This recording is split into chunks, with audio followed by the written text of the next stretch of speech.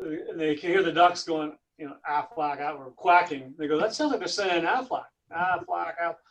Maybe we'll run with that. So they went up there and they pitched it. Aflac didn't like it. They go, no. But they flushed it out the next year. That's when it hit. That's how they got the Aflac duck thing.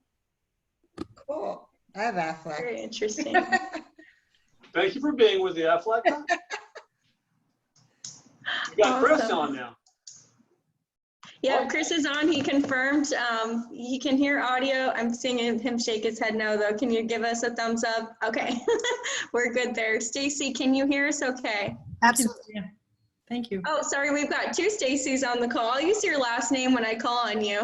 Oh, hi. It's spelled two different ways, too, which is always very helpful. But, of course, always remember your last names there. But I think we'll go ahead and just get started, guys. So I think most of you know me. I think, Chris, I haven't actually had a chance to interact with you yet. But my name's Emerald, and I work for the Chambers. They're a membership director. So this event, that we're hosting tonight is a virtual business after hours. So typically, guys, we'll host this at a local brewery or a restaurant, tap room, what have you. But just in lieu of that, we've moved our events virtually. So we're just going to do some casual rounds of introductions. We are recording the meeting. And, if you guys have questions as people are going around talking about their business, feel free to put those in the chat. And then I can just moderate those when we have an appropriate time to take a pause.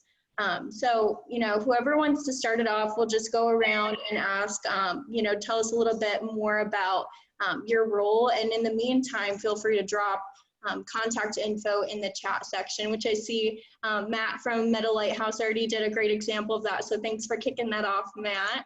So without further ado, if you'd like to get us started with your business introduction, that would be great. Hello, everyone. Matt Barnes, VP Operations, Meadow Lighthouse, Inc., a manufacturer of commercial grade LED light fixtures and accessories. Joined the chamber, October, I think, September, October-ish. I imagine everybody's business has slowed down a bit. I mean, my wife does solar design, hers hasn't. I guess it depends where you're at. I've been quoting a lot. I've been in and out of my shop. It's more marketing and that kind of stuff going on right now. So always staying busy. So good to see everybody. I've attended several chamber events in the past. This is the first after hours I've been to. So I guess I'm drinking Tropic of Thunder. If anyone wanted to know. Local Stone Brewery. Awesome. Yeah, so, good seeing everybody. Way to support Oceanside. Thanks, Matt. All right, so we'll just go down the grid as I'm seeing it on my screen. So Hunter, you're next up in the next row. Just if you want to tell them a little bit about your role at the chamber and maybe what you're drinking for those of you that missed it at the beginning. Hey everybody, Hunter. You probably know me, see me around the chamber or around Oceanside. I work in the membership department alongside Emmy here. And I love working with local business owners just to, help their businesses thrive through the chamber and here in town. I'm supporting Booze Bros tonight. They're near and dear to my heart. I helped, the chamber actually did a grand opening for their new Oceanside tasting room, which is awesome. I've got a Vista IPA here, which is one of the best IPAs in my opinion out there. But yeah, I look forward to hearing what's going on in your guys' lives tonight, and cheers. Cheers. Thanks for that, Hunter. All right, Kaylin, go ahead and tell us a little bit about your role and what you're drinking. Well, I'm repping my Booze Brothers sticker that I got by visiting before everything closed and the world ended. And I'm also drinking Carl Strauss Aurora Hoppy Alice. I work for North County Transit District. I'm the marketing coordinator. I do a lot of our digital media and our outreach, represent with the chambers. So I usually try and make the after hours meetings. So they're always a lot of fun. What's going on with us is nothing too crazy has changed. Obviously, we've got with the Breeze and the Coaster and the Sprinter, we're having to enforce the mask rule with San Diego County, everyone that's riding with us. But we're maintaining, transporting. I think the report was about 15% of San Diego County's essential workers. So we are keeping things moving. Awesome. Thank you for that, Kaylin. And the next one, we're going to start out with Amber, if you don't mind. Go ahead and tell us a little bit about what you're working on and what you're doing in the community. Well, I'm wearing quite a few hats right now. Still working with some local organizations. Obviously, we are running 1910 on a in the middle of a pandemic. Yeah, exactly, on a wing and a prayer. And I am now starting to kick my city council campaign into high gear. We kind of went on a bit of a holding pattern while we waited to see if things were going to kind of lift and we were going to be able to go back to doing things the traditional way, the house parties, the meet and greets. And since that's not going to happen anytime soon, we're revamping a digital campaign and hitting the ground running. So that's what I'm in the middle of right now. Awesome. And before we move on, Amber, which district are you running for? District 3. So essentially everything south of Oceanside Boulevard from the coast all the way to Vista. And for those of you that aren't familiar with the districting system for Oceanside, you guys can find that on the city's website. They have a really cool, and if you have trouble finding that, I can always send that after. It's always good to know which district you live in. Definitely. All right, David, you're up. My name is David Newman. I own 1910 Oceanside Bar and Grill. We've had it for about 16 months now. I'm a community advocate. We've been in Oceanside for 15 years and we love it here. This is my second year, I believe, with the chamber, as a member of the chamber, I should say. Awesome. Thank you for that, David. All right. Oh, wait, one more. Wait, I'm repping the Allagash. Ooh. This is an 11% bottle of beer, people. Wow. And it's Going delicious. hard tonight. And it is. It's a golden ale. Big boy beer. This is going to be fun by the end of this meeting. Yeah, I think the answers will get a little more interesting as we keep going. Thanks for that, Dave. Go ahead, Galdina. I'm going to unmute your mic for you. Hi, so my name is Galdina. I am Oceanside born and raised, I guess. Grew up in Vista, but, you know, born in Tri-City, so I've been here my whole life.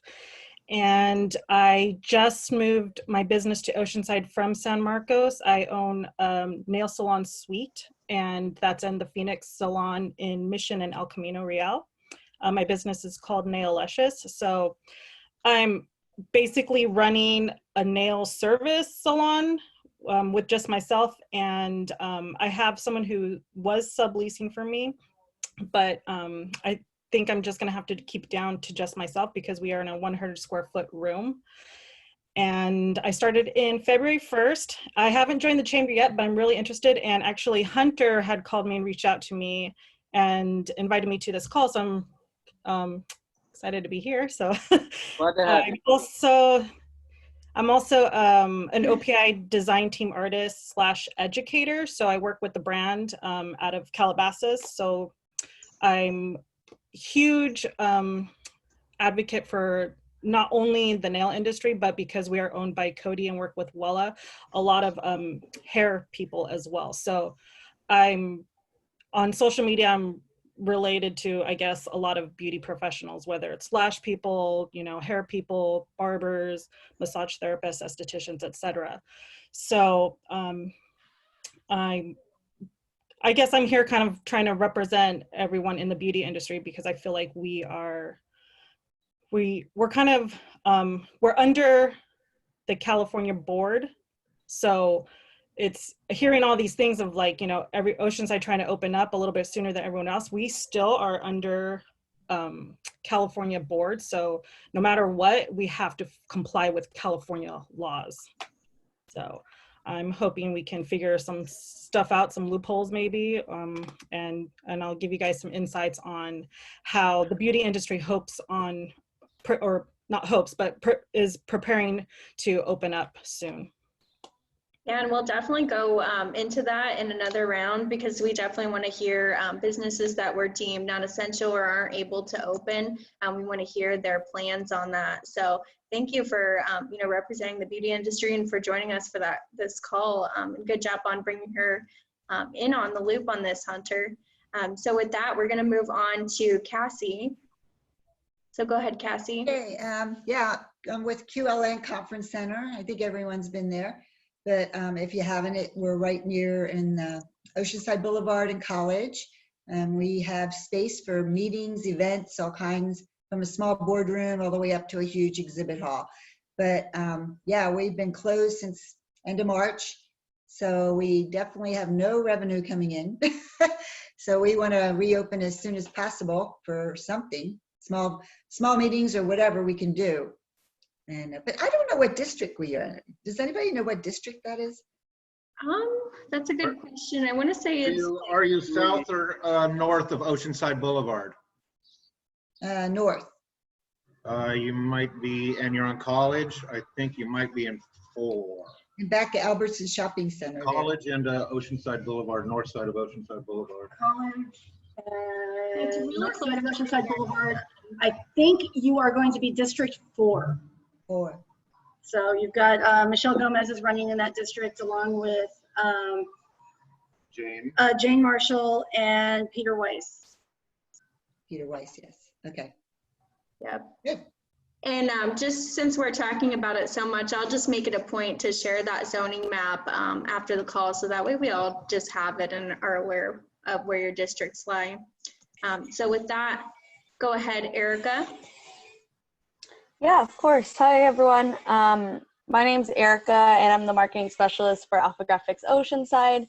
If you need any printing or signage, marketing design, they do it all. And right now, I mean, they've been pretty steady for the most part during all of COVID, but definitely shifting towards, they used to do a lot of event printing and signage, and now we're doing a lot of, class of 2020 signage for all the seniors and everything like that. So definitely a lot of the printing and stuff has shifted, but they've been open the entire time. And I've just been working from home, thankfully, that I can, working on a lot of blogs and resources for small businesses. Awesome. And I'll put all the information on the chat. Nice meeting you all. Yes, please post whatever resources you have in the chat as we continue to go through the call. All right, Stacy, go ahead.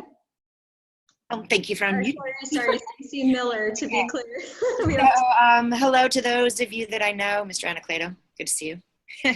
I'm the Miller's Table. So we are a small sandwich shop. We've done wine. We do wine retail. We are able to, during these times on this beverage call, sell bottles to go. And as I mentioned earlier in the chat, for the few weeks that I did a hard close, I actually did stay open with the virtual wine classes. And I'll let you know, the audience is loving it.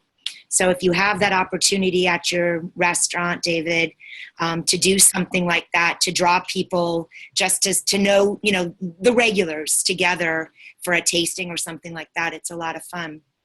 I'm looking at probably having to completely reinvent my whole wheel, because until social distancing is over, I sat no more than 24 people, 14 of whom sat at a big community table in the middle of the room. And that was my pride and joy and what made it so phenomenal to be a part of Oceanside. But I don't see how that's possible. So I'm trying to transform to more retail, really focusing on the sandwiches and getting some new and dynamic ones,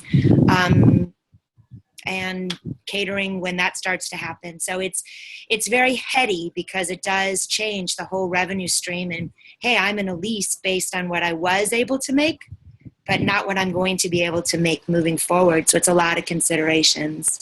But I did get PPP, and in such, there's a lot of questions there because I got 2 months to spend what I was spending on 2 times the amount of staff, which is a very strange and scary thing. But I have hired back almost to pre-COVID levels with a pure to-go model. So that's been good. It's just not the same hours. So that sort of stuff with respect to the community and answers is really helpful if you have all that stuff.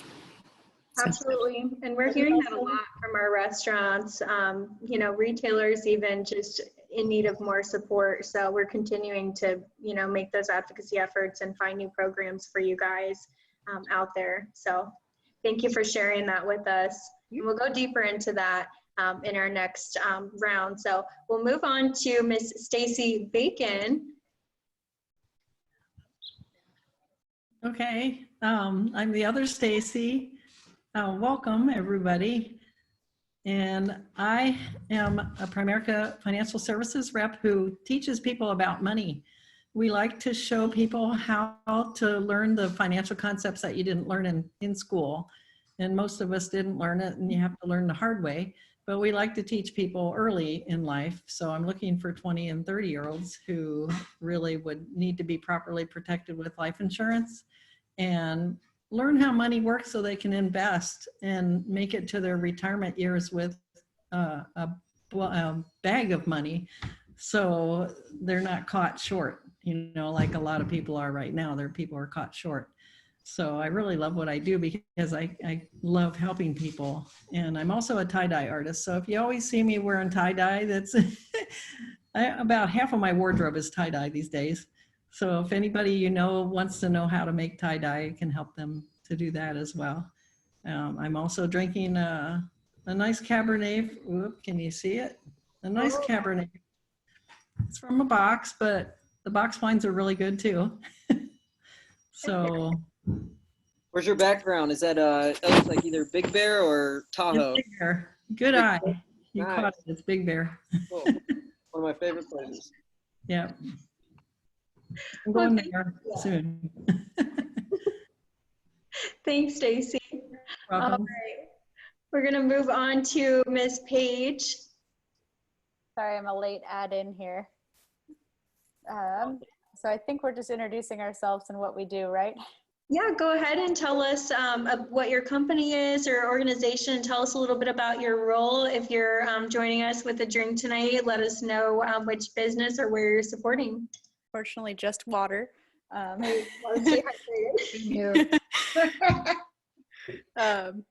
So my name is Paige. I'm also called The Social Streamer, which is my company. I have my own marketing agency.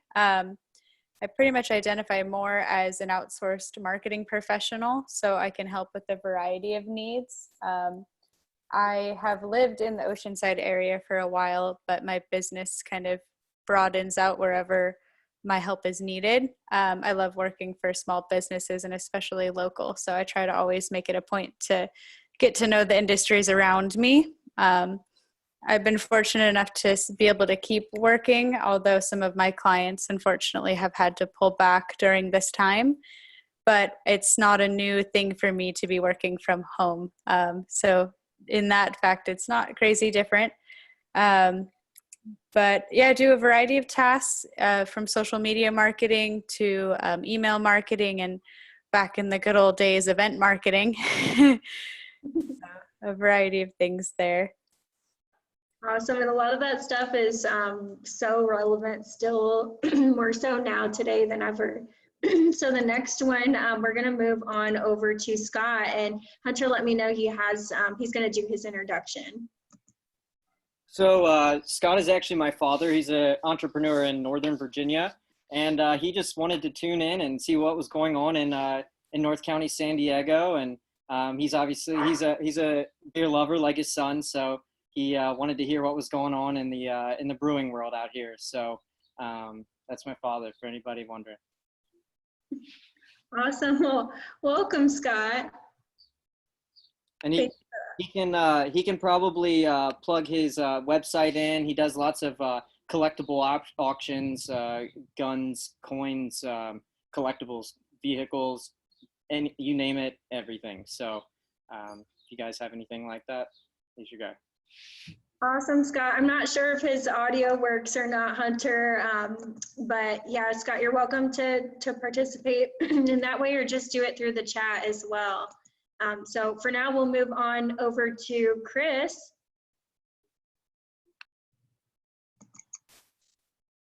Can you hear me? All right, cool. Sorry about all those technical difficulties. For some reason, It was difficult. Well, thanks for having me. For starters, I'm drinking a beer that we just canned today. It's a chocolate vanilla swirl. It's a brown ale with cacao nibs and vanilla bean. And that is what's keeping us alive right now, packaged beer.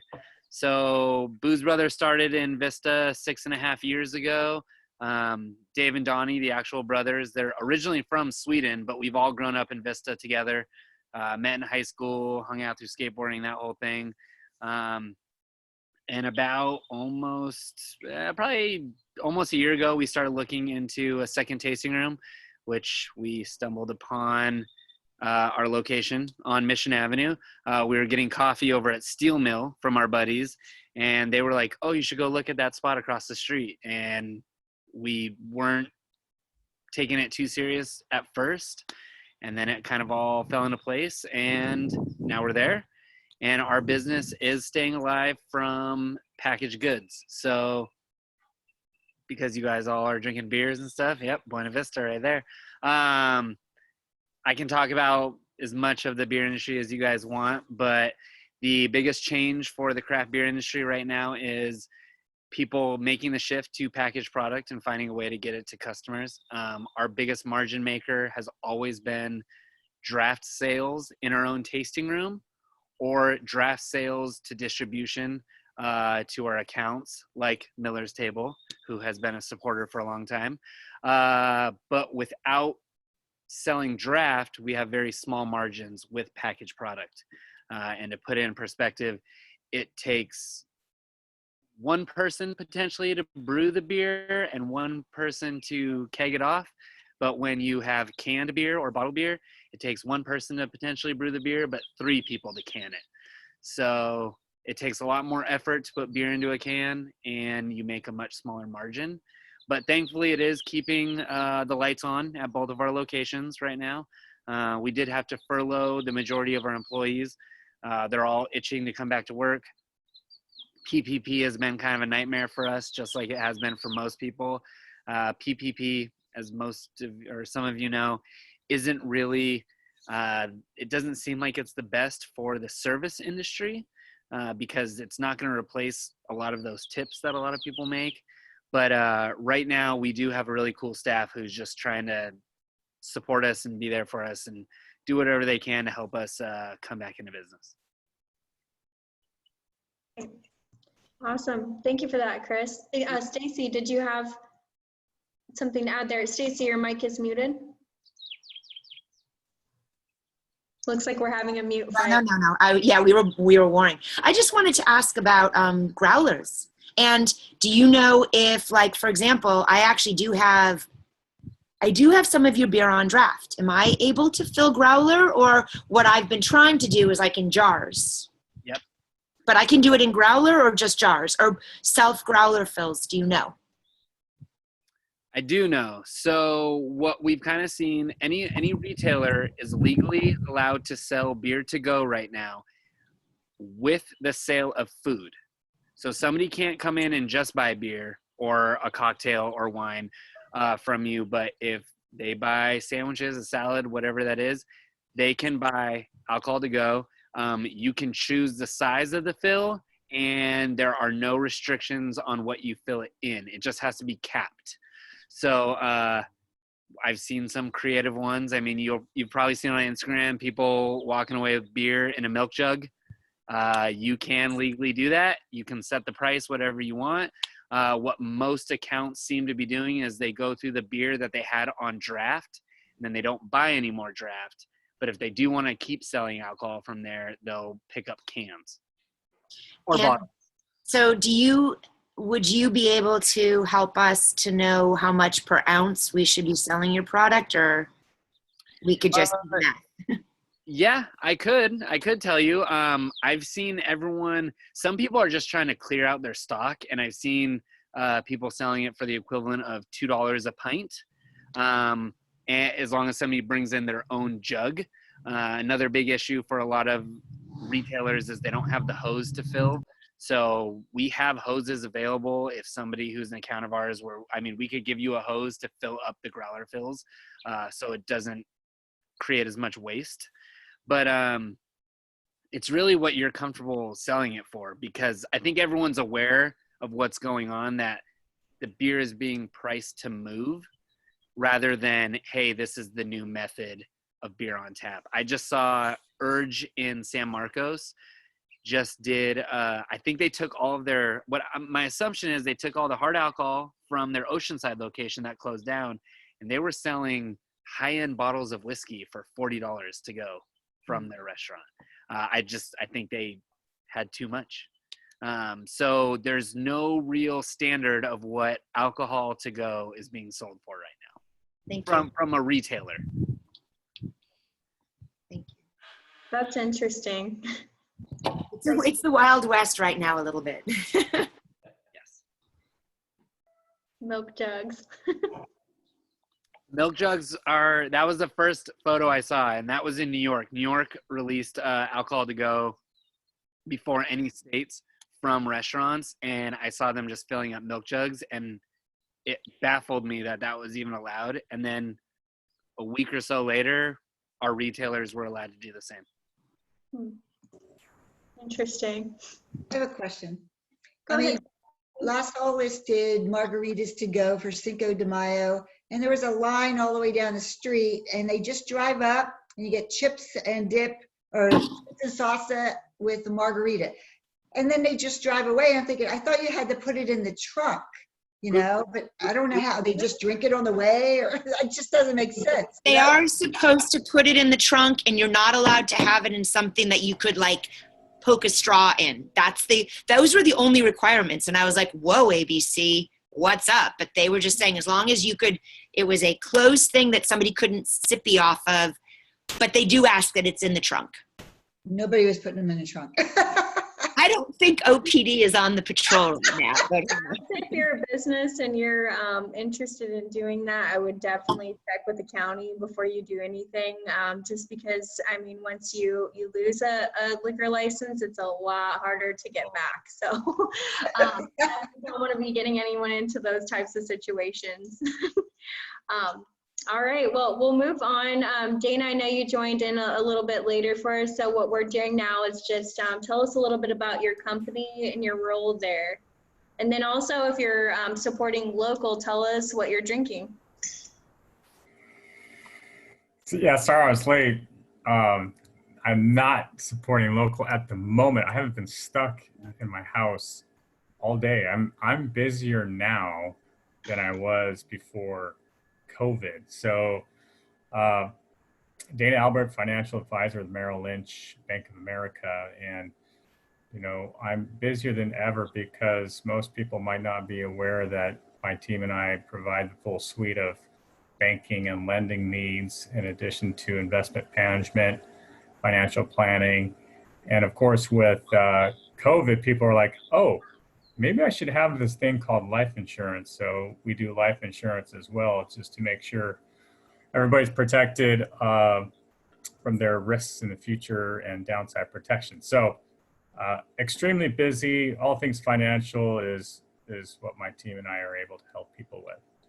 I will say that I was able to get out and play a few holes at Goat Hill on Friday night. So it was cool to see golf course open back up, absolutely packed. You had to park down the road if you got out there in the late afternoon. So it was pretty easy to get on the golf course and see a bunch of friends around town that have all been itching to get outside. The weather was perfect. So if anybody's looking to get out, play a few holes of golf, or maybe you need some pointers, right? Going into the summer months, happy to go out there, play a few holes with you guys and get to know you a little better. And I've got Aviaro on Saturday. How about that? Ooh, that's going to be pristine. With It's gonna beat me up. I'm so excited. You got any openings? I wish you'd be the first one. That's rad. Good for you. You figure all the golf courses are in really good shape with all the rain that we had going into COVID, and of course with no golfers on them, they're in great shape, right? There's once in a lifetime event in Southern California. It's kind of like if you're a surfer, it's like going out and it's just perfect glass in the morning, no breeze, perfect barrels. And nobody's there. That's kind of like what it is for golfers right now. That's awesome. Yeah, it's a hot commodity out there. Yeah. All right. So we're going to move on over to the top here. James, you're up. Okay. Can everybody hear me okay? I'm having mic issues. All right, cool. I have a new mic on the way tomorrow. Anyway, I'm James Prentice. I work with Caliber Home Loans as a mortgage lender.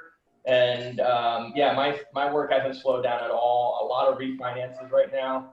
I already kind of work from home, so my life has not changed, except that it's just gotten busier with work. And I gotta point out that I'm seeing a lot of 2.75, a lot of twos right now. So if you want to refinance right now, would be a great time to call me. I'm licensed in California and some other states, and Caliber is nationwide. So any friends or family are also wondering, you can give me a call and let me know. I can help. With things opening up right now, slowly opening up, I've noticed just this week alone that some of the costs for the rates are starting to creep back up. I suspect as things open up, more people are going to get sick, and we might find some shutting down again, a little bit tiny blowback, and then the rates might come back down a little bit.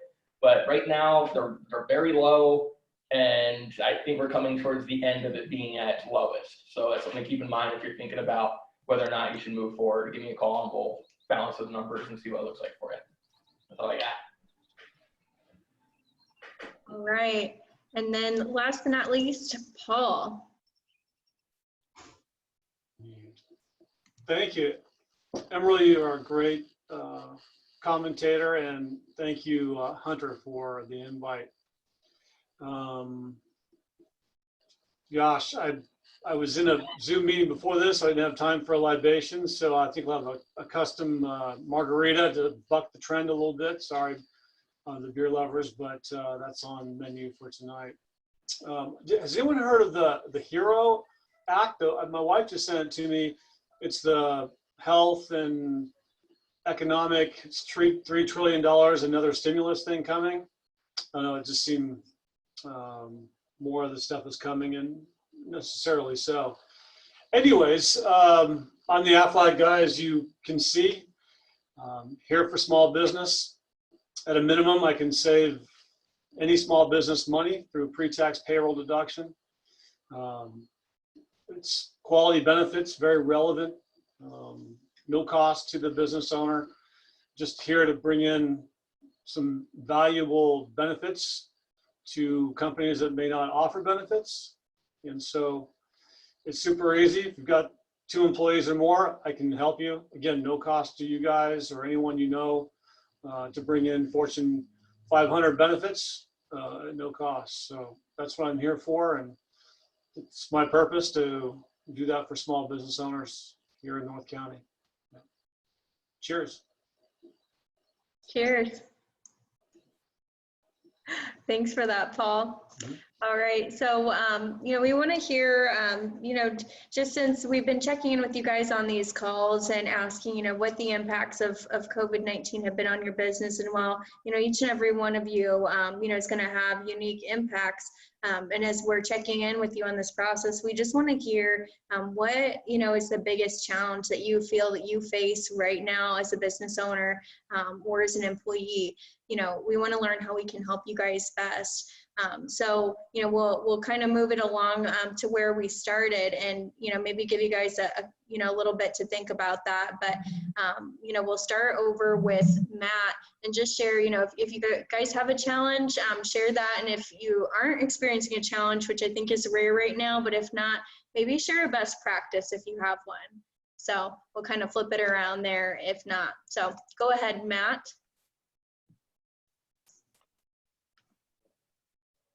There, hear me?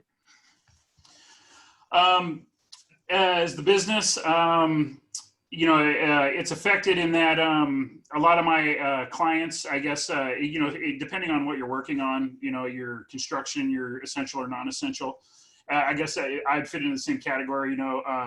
If like a retail center wants light fixtures, then I'm not as essential as, say, a hospital parking structure needing light fixtures. So it just depends. Through this thing, probably the one thing that's affected me the most is I have small kids, so I've really had to retool my days in that regard. Otherwise, I mean, it's just been, like I mentioned earlier, it's a lot of marketing. I just, making sure, yeah, everyone knows I'm still here, still can fulfill and all that. So, it's just the grind, it's just a different avenue, I guess, I hear you. Definitely causing a lot of us to pivot and keeping us on our toes, to make changes here. Yeah. So we're going to move on over to Kaylin. All right.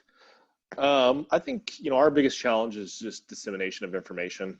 With public transit, it's been kind of weird because, I'm a marketing guy, and the message I've been marketing is don't ride public transit if you don't have to, which has been kind of a weird dynamic to tell people not to use your service. But ultimately, it's been effective. I think our biggest issue is, explaining to people what's going on, and we're trying to use our website to push information of what we're doing to keep our facilities clean, all of our modes clean, and people safe. For me, I think I foresee our biggest issue being, once we do start getting past this, kind of getting people to trust back in the system again to kind of come back outside. So I definitely foresee a lot of challenge in marketing once we start to kind of rebound and come back. Can I ask, one of my guys that comes to work, it's been a concern. He's coming from Escondido. He's taking Sprinter and whatever. Sure. And I look at him and I'm like, oh my God, you're toxic because you've been on rapid transit. In other words, he has more point of contact of potential contamination, as it were. So what would I say to him or to a transit rider so that when he enters my facility, I'm sure that he's done the steps that he needs to do to make sure that anything he may have been exposed to is limited for his own health and also for the health of my restaurant and also for the health of my diners? Sure. So I will preface with our cleaning procedures is now to the max. I mean, with a lot of our buses and trains and such, we're actually going in and sanitizing multiple times per day. And then the normal overnight or morning cleanings that we're doing of like the Sprinter, say, we're using all of our COVID tested cleaning procedures as far as hospital grade disinfectants and such. So we're taking it very, very seriously as far as the sanitation of our facilities. And then on top of that, we're also telling people, obviously, wear your masks. But we also at our train stations and a lot of our major stops, we've got bathroom facilities there. So we're telling everyone, wash your hands at our facilities. That's what they're there for. Sanitize before, after, and just make sure, to use common sense. But as far as using the buses or the trains and such, like I say, we're doing everything we can to make sure that they are clean and sanitary throughout the course of the day. So you don't have to worry about that as much. So he actually potentially is safer than if you were, for example, to go into a privately owned Uber, because you guys are going to do the nth degree, whereas something else might be not as clean. Yeah, I mean, I don't want to speculate. I don't know everyone, what some people are doing, but I think that's probably a fair assumption. Yeah, it's just because we're putting so much effort into our procedures that, I think it's safe to say that it's a pretty safe option. Thank you. And that will give him peace of mind because I know he relies on your services. So that's great. So thank you. Yeah, no problem. And some more peace of mind, Stacey. I think, I'm not sure if you just mentioned this, Kaylin, and I apologize, but did you say during one of our calls that you guys were adding an extra car for your coaster still? Is that a practice you're doing for the social distancing to just create some additional physical barriers there? That is correct. Yeah, thanks for bringing that up. So that one's going to be for the coaster, our train. Since one of the sad things is we've had to lower our service as far as the train goes, just because there's not the demand for it. But one of the first things we thought of was, well, if we lessen our service, that means more people are going to be using in certain times. So what we did was we added an extra train car to every coaster that we run in order to help them spread out a little bit more and maintain social distance. Thank you for explaining that a little better, Kaylin. I appreciate it. Yeah. All right, we're going to move on to David. Oh, let me tell you about the hurdles we have to deal with. Obviously, as it was mentioned earlier, our license and everything is controlled by the state, not the cities or the counties. So we have to abide by what the state tells us. We've been closed since, well, we've been shut down since the middle of March. But luckily for us, even though this building has been here and this has been a bar in one form or another for the last 20, 30 years, the previous owner put a kitchen in.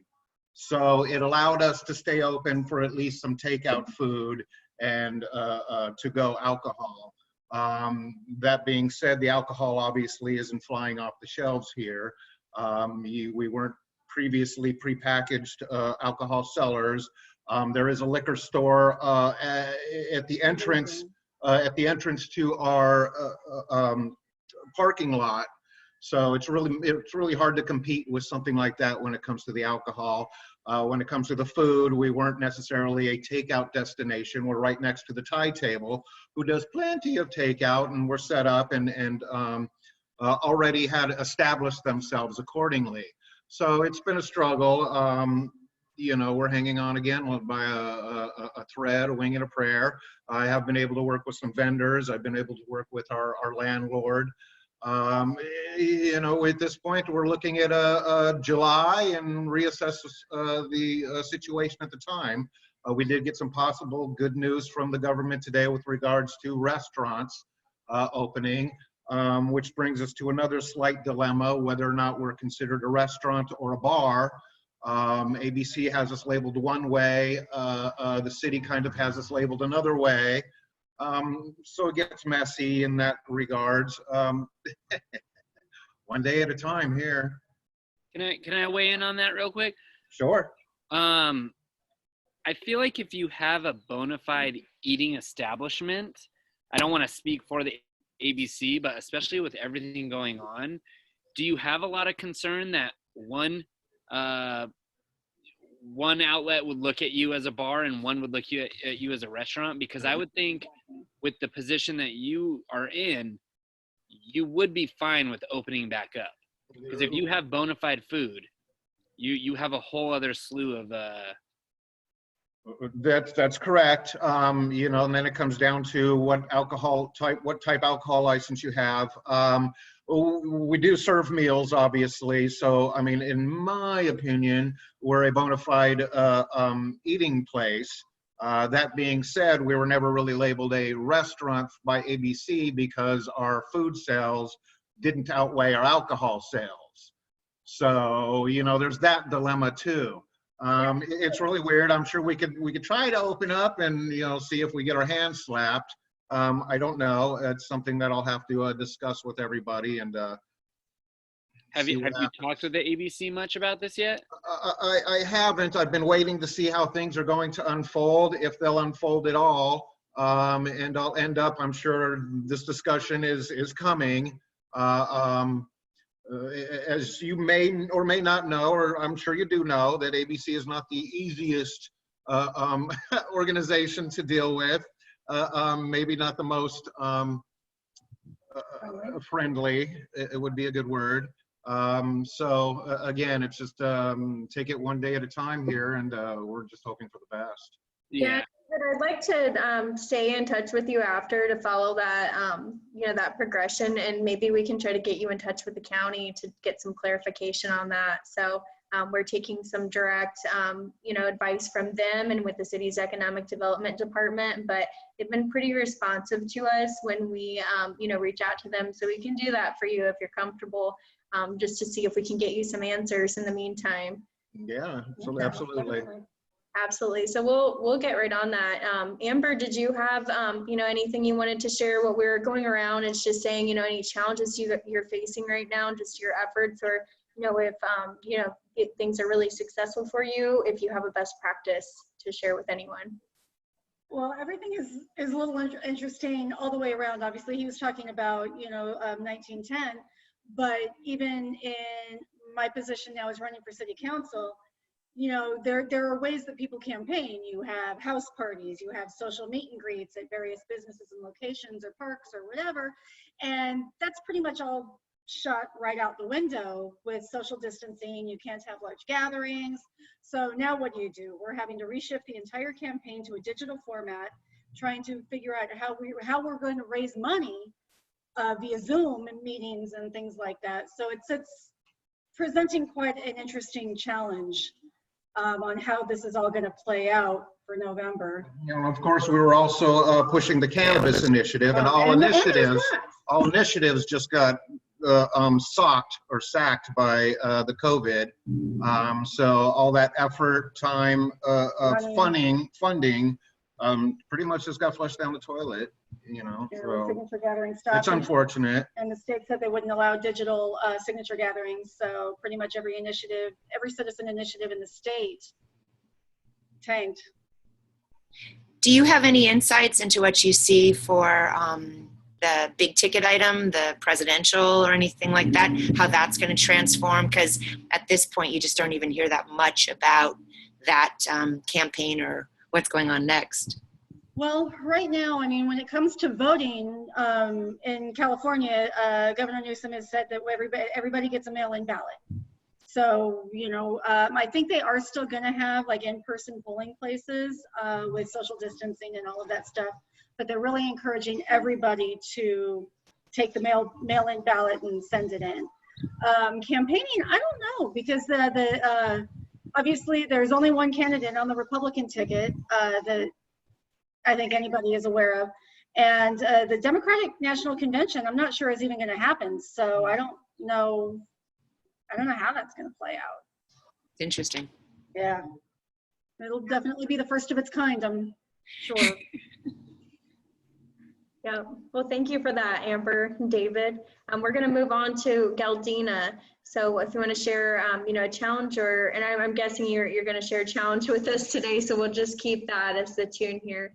And, you know, we can go over if you guys, you know, want today, just, you know, we had this meeting scheduled until about 6:15, 6:30. If you do have to hop off, that's okay. Just let us know in the chat, but we're going to keep rolling through here. So go ahead, Galdina. Hi, so once again, I own a salon suite, so it's an individual salon suite, nails specifically. And I think my biggest challenge is just, you know, constantly trying to keep communicating with clients and potential new clients, because my business is connected to my cell phone. I don't have like a phone for my suite. So I'm constantly getting people hitting me up for, when are you going to be able to do nails? And I have no date. I don't even have like a few weeks, a few months. Like I have no idea what to tell them. So that's my biggest challenge of, you know, there's such a dark area of when the beauty industry in general is just going to be able to open up. And yeah, so I think that's just, I think for a lot of businesses who are in phase 3, because that's what phase the beauty industry is under, that's what I'm struggling with right now. Now, Galdina, can I ask, have you filled out that safe reopening plan?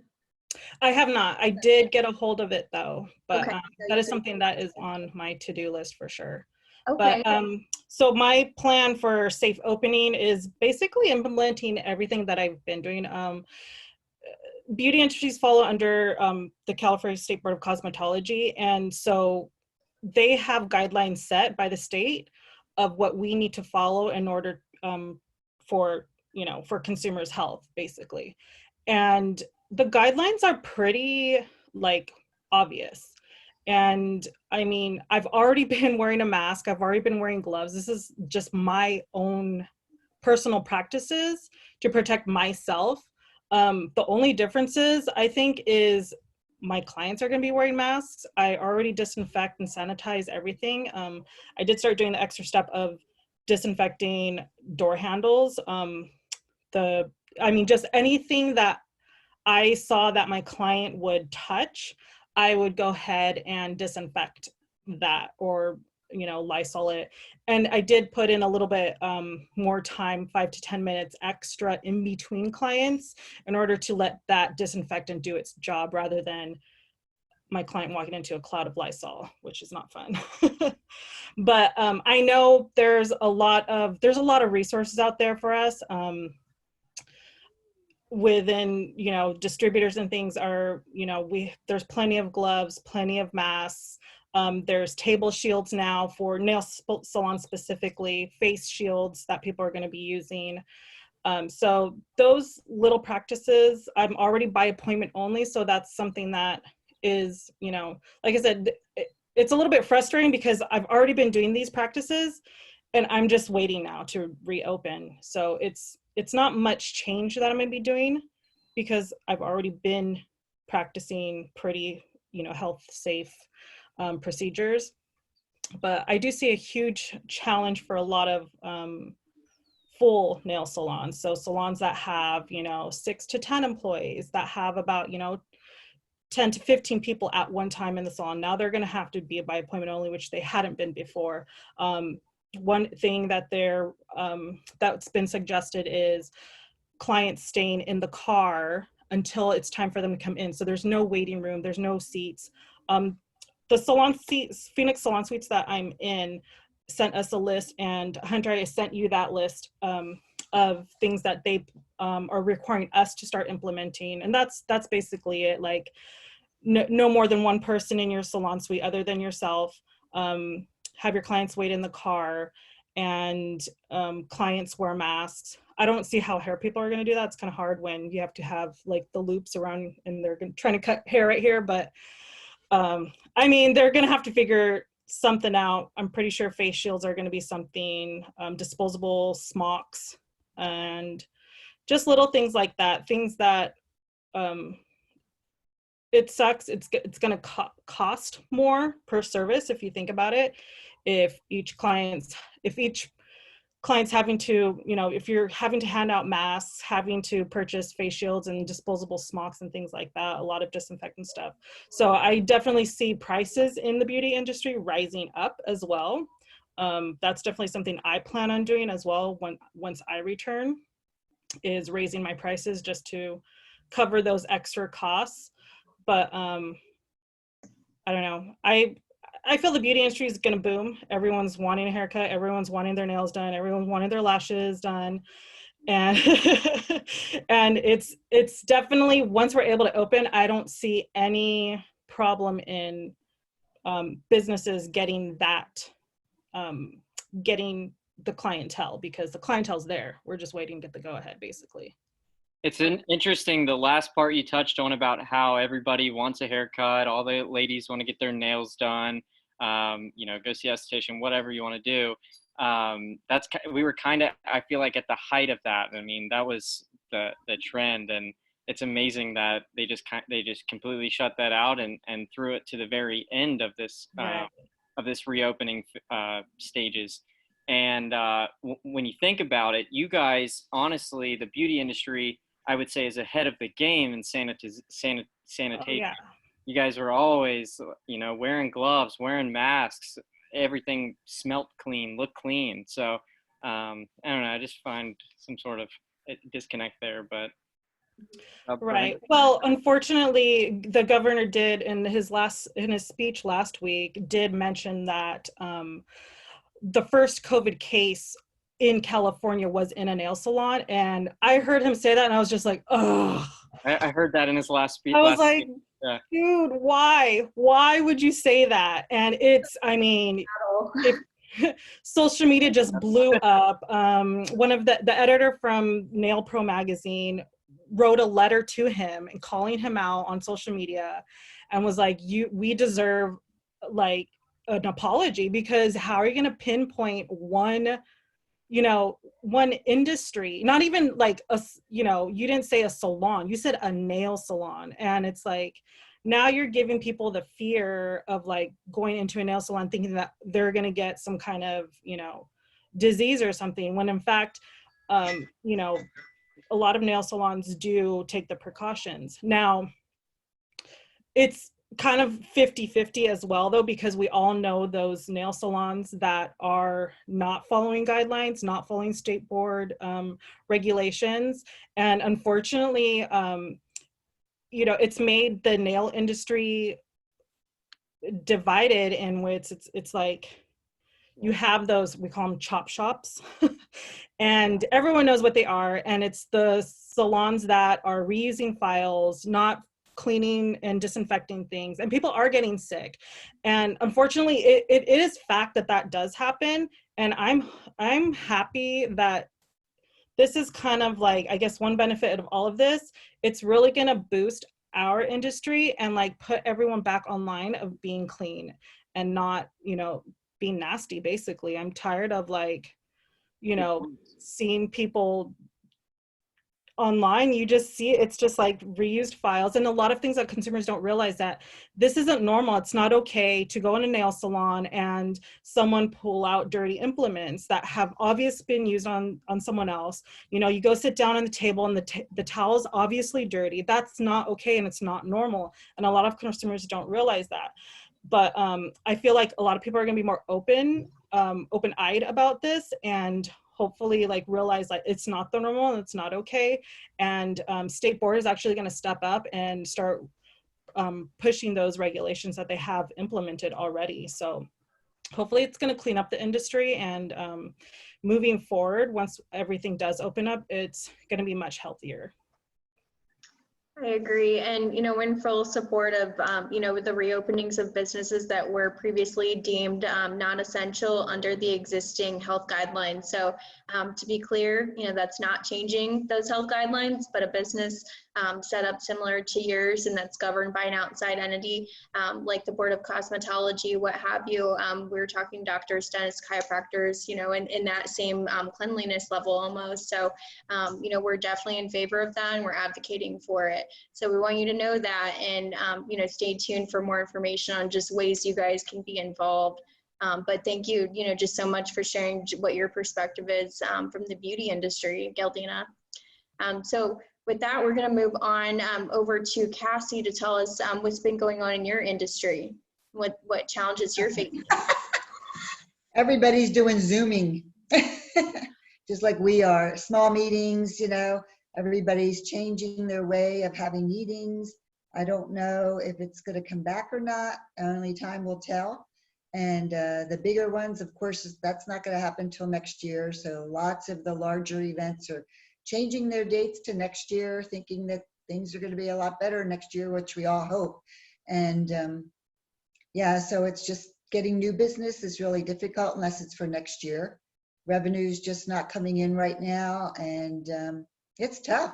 It's tough in the meeting, and it's now our building is half offices and half center, the conference center.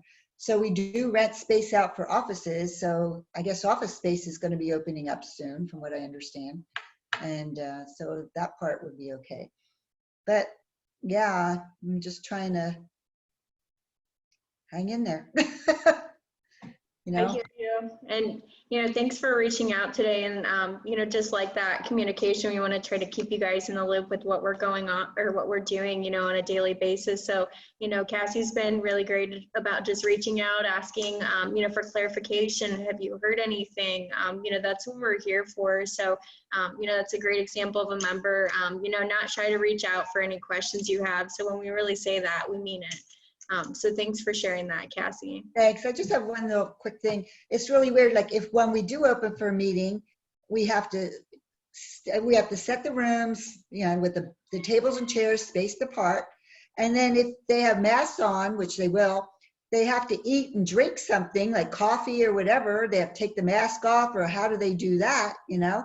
And there's just lots of questions that are just, I don't know, you know, what's going to happen. And then the speaker instructor, does he have to talk with a mask on?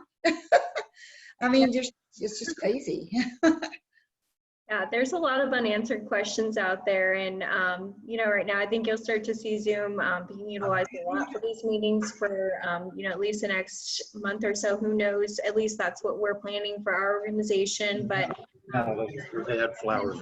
For thought there, Cassie. Yeah. And when we do our own research on this, we'll definitely be keeping you in the loop, since we host on events too. So it's good to be able to play off each other with that information and share from our own experience. So with that, we're going to move on over to Erica. Yeah, so I wanted to give a tip just to change it up a bit. Yeah. So every single month for Alpha Graphics Oceanside, I've been updating the Google My Business. And so if you guys don't know, it's a free tool that Google offers small businesses. And that's where, if you're searching for a restaurant or anything, that's when you search on it and then you see the map, you see the hours, you see now you can see dine in, and you see, serve it, like you can get takeout is a check mark and stuff like that. So before I used to update that once a month, just with any products that we've printed out or anything like that that's new, putting keywords into it. And now I'm using it every single day to update it. So when we're getting photos, I'm uploading them. You can see with the map views and the search views how many people are searching you. And so right when COVID happened, I saw a dip on our map searches, our map views, which was down 40%. Obviously, people aren't coming to pick up from us. But then once we saw this going, we just started uploading every single day these photos and getting a lot of content out there. And now what I'm seeing is, at least in the past 28 days, we're seeing an increase in search views of 18%. So just constantly updating that. It's a free tool, unfortunately, if you haven't started your Google My Business, it takes, I believe, 4 business days or something, because Google has to mail you a verification letter in the mail, and then you'll get your verification code, and then you can enter it and then start. So it does take a couple days if you haven't started already. But my tip is just constantly updating that. They already added a new section too, that's a COVID-19 update section. And you can update that. I update that at least once a month or anything that's really apparent. One thing that we introduced was no contact curbside pickup. So once we had that already established, then I updated our Google My Business. So any important updates, I would definitely utilize that. And it's been helping us 100%. Well, thank you for that, Erica. And that's a really great tool to use that a lot of businesses, don't take advantage of. It's really easy to navigate, and it's free, which is my favorite part about it. And I actually just wanted to add one more thing to that. I dropped over in the chat. For those of you that don't know, the Chamber can actually help expedite that Google verification process. So Erica, for any clients that you're talking to that need that service, we can help out. How it works is we have a special link that we give you, only out to Chamber members. And just since we're seen as a local authority with Google, we're able to verify or almost legitimize your business on the spot there with the special code. So that just helps, expedite that process.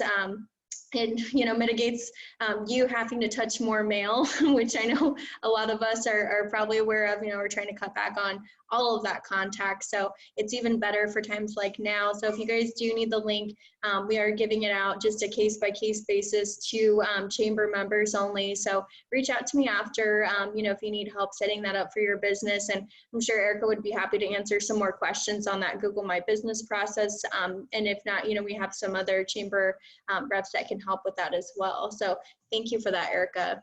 Yeah, of course. I'd be happy to answer any questions. I actually did this for my own business last week, so that's how I know about the couple of days. But yeah, any questions, let me know. That's awesome. And, I really cannot stress enough that verification process, the importance of it. And when people Google, just being able to see your open hours and things like that, it's so vital in times like right now, because with them not being able to go to your storefront, that's their first impression of your business. A lot of times it's on that search engine. So just be keeping that in mind there. So we're going to go ahead and move on over to Miss Stacy Bacon. Hi, thank you.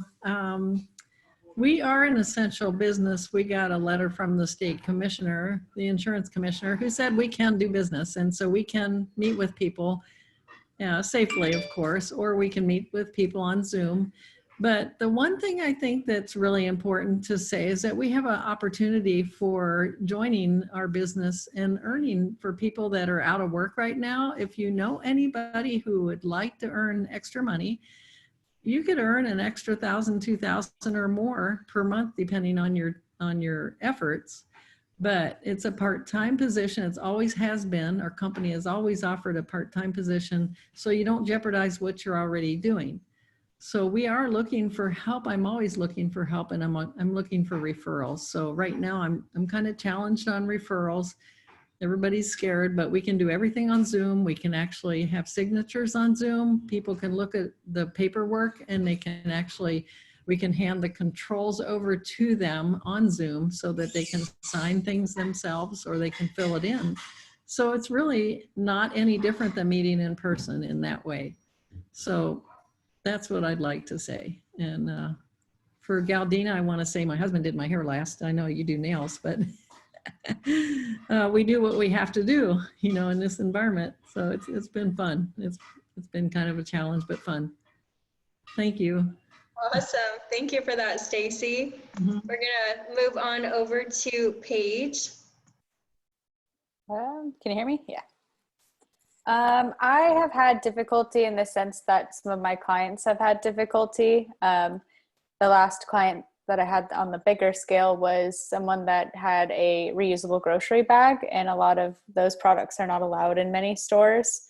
So there's different case-by-case scenarios that are affecting each individual and each company. So as a marketer, I'm working to kind of help them change. Apparently my dog's joining in, sorry. You know, they have to keep us all on our toes to come up with new marketing strategies and new options. And so it's been a good challenge, but unfortunately difficult for those companies such as the bag where we just can't do much.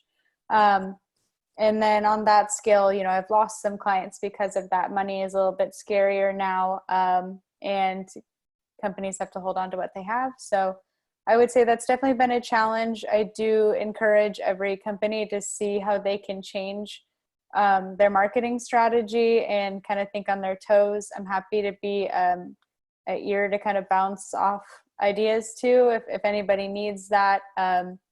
But I think it's also a good point to stay on touch with the news, but find a good way to put it out, especially on social media, so that it's not heavy COVID discussions, but more of a solution-based objective. So I would say that would be my tip of the day too, would be working on your social media content in a positive light that helps remind everybody that you're still there and in your own kind of way, still thriving. I love that. Thank you, Paige. Yeah. All right, we're gonna move on over to Chris. Yeah, so thankfully the beer industry is able to pivot a little bit more, beer production industry. Like I said, most of us make our money from our tasting rooms, but we've been able to get lumped into the food category as an essential business. I understand that that's kind of a loophole because you don't have to have beer. But at the same time, you kind of have to have beer. So we've been able to kind of set up the tent out front of our breweries, our tasting rooms. If you guys have been driving up and down Mission, Tuesday through Sunday, we have the tent out from various hours. So we've been able to adapt, but it's not long-term by any means. My biggest concern for our business and any service industry, when it really comes down to it, is what's it going to look like if we open back up and then have to shut down again? My concerns are really a second wave of shutting down is going to take the wind out of anyone's sails. Everyone's kind of able to bunker down right now and go, what do I need to do to stay alive until this changes? Well, if this doesn't change anytime soon, or if we get shut down a second time, I just don't see a lot of businesses wanting to make the effort because we're all paying rent, or the majority of us are paying rent. The biggest issue for us right now is at our Vista tasting room. We actually have a wedding venue attached to our building. So we do about 100 weddings a year. That's a huge, huge part of our business that has been completely halted. So I'm dealing with those people on a very daily basis of just rescheduling or them wanting their money back, which is just like a whole issue on its own. But I try to always remember that the situation we're in is a situation that everyone's in. retail and service industry wise. So again, we're able to kind of pivot a little bit, and we're able to still make money with the to-go stuff. And ultimately, I'm putting my head in like, this is the lane I want to go in. This is the lane we'll probably have to go in. And this is the lane that we could go in if we decide to pivot our business. And I think that's probably important for most people to do, just finding ways to adapt. So, you know, some days it's harder than others. Whenever we come out with a new can release, I get extra excited because we see a big influx in sales. But it's pretty much what's going to happen if we can't open up and have as many people in our business. And that's the biggest issue at the end of the day for us. That's so well said, especially your adapt. You know, all businesses of all kinds have to adapt. And you guys, more than playing off of what Paige just said, you guys do such a fantastic job on social media. Thank you. That probably attributes to when you drop, you know, a new can release, just like you said. Yeah. Tonight, I told my roommate, went out and got us a couple beers, and I asked for that new Mango Haze IPA you guys just put out. Yeah. Because I saw it on social media. So, you know, perfect example of being able to reach your target market through you know, the online presence. Yeah. Thank you. I appreciate the kind words. Yeah. Absolutely. Thank you for that, Chris. We're going to move on over to Dana. Thanks. I really enjoy hearing the challenges, but also the opportunities and how all of you are thriving, you know, and the fact that you're showing up to a meeting like this just shows that you give a darn, you know, and you're going to do what it takes to make it happen. The biggest challenges we have right now is, you know, security is important for all of our clients. So making sure we have their information kept confidential. So if we have to get paperwork done, I can't like print anything at my house or scan it, right? Because everything that's going to be printed, important documents are monitored by the firm. So if I have some documents that must be printed and must be signed, I actually have to go to my office in Carlsbad. There's always one or two people at my office, including one of my partners.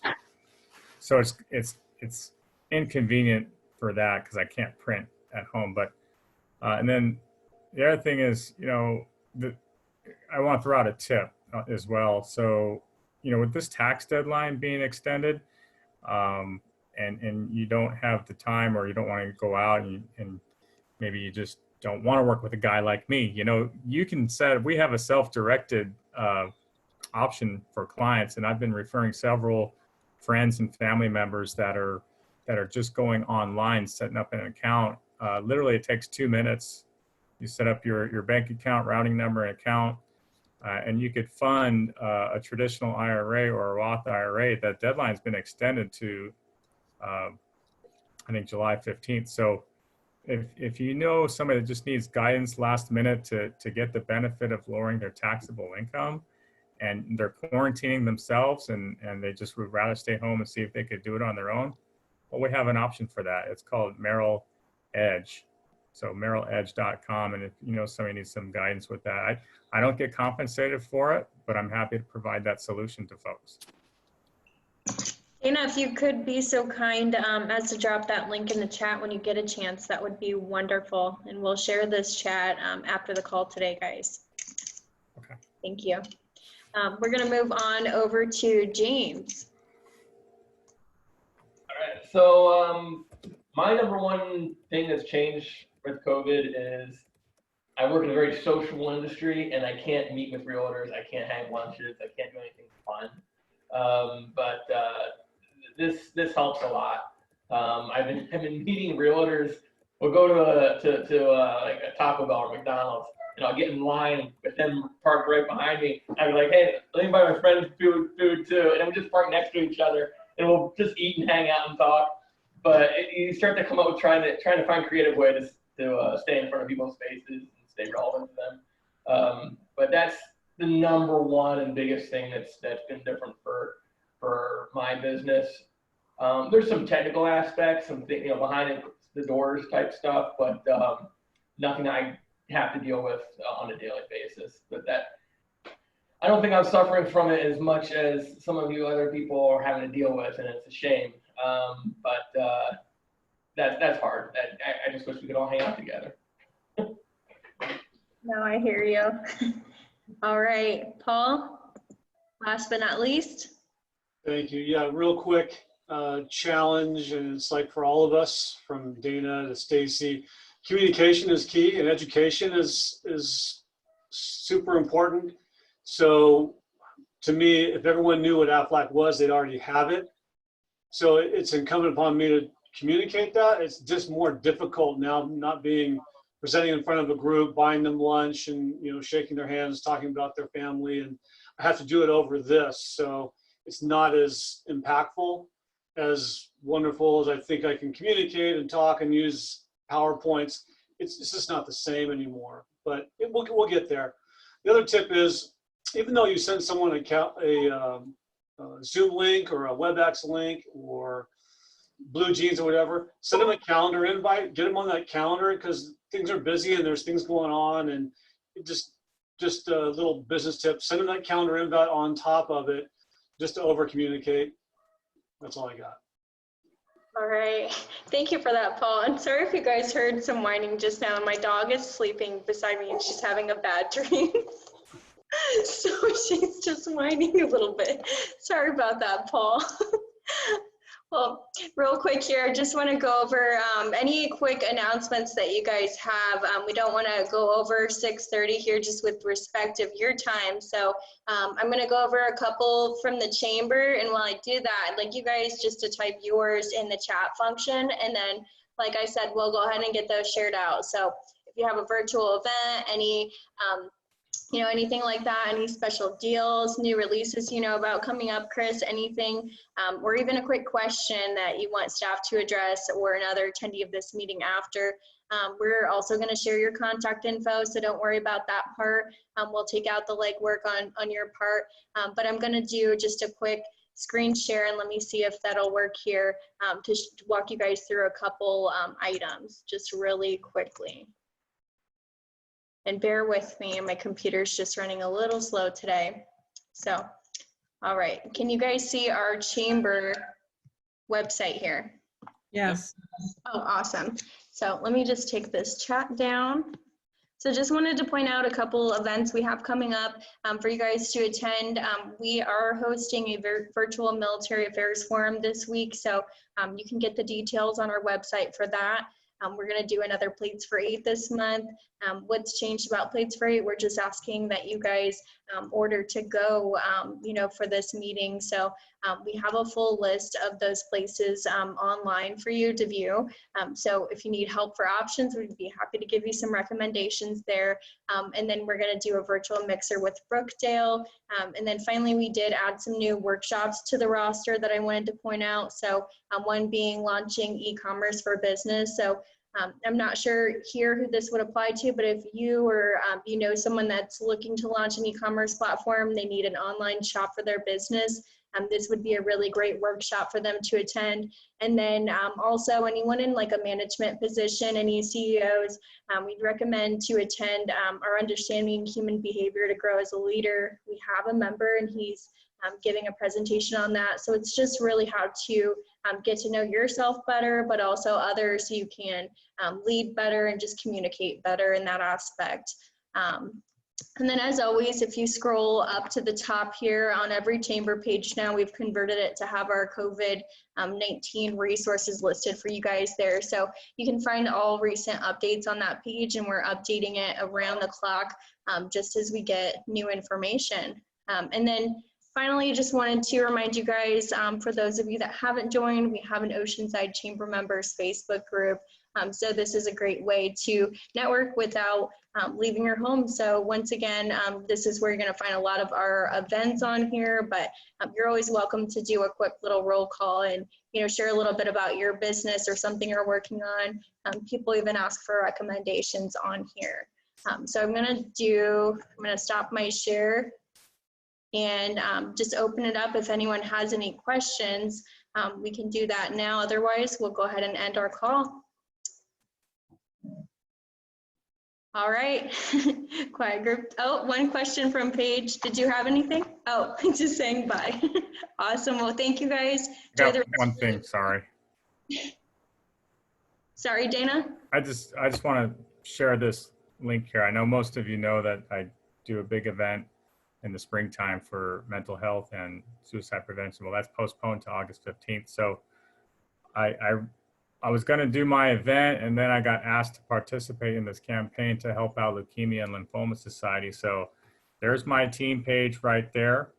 It is a campaign that's running through June 20th. I'm doing it in honor of my mother-in-law, who is a 2-time lymphoma survivor and stem cell replacement survivor. She is an Oceanside resident.